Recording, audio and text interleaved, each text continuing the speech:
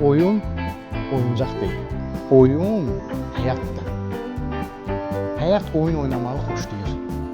İnsan oynayaraq yaşamalıdır.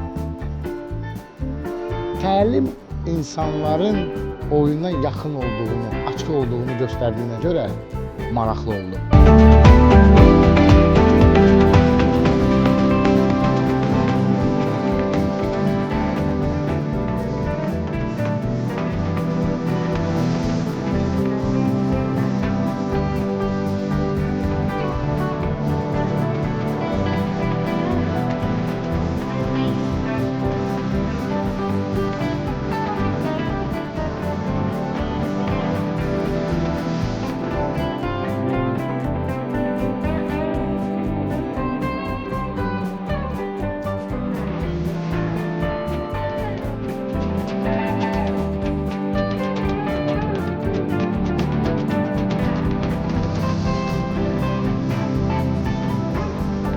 Layihə müddətində də iştirakçıları müxtəlif tapşırıqlar üzərində, praktik tapşırıqlar üzərində işlətdik.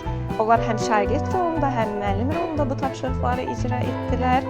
Ümid edirəm ki, səmərəli oxu strategiyaları və oxu üsullarını artıq mənimsəyiblər və şagirdlərinə oxumağı anlamağa çevirməkdə kömək edə biləcəklər.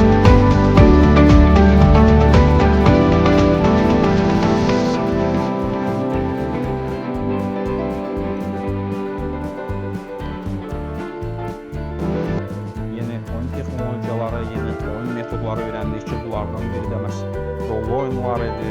Bu oyunlar vasitəsilə biz həm şagirdlərin oxuyub səviyyəsini yüksəldə bilirik, həm də əlavə olaraq marağı artırırıq, motivasiyanı artırırıq.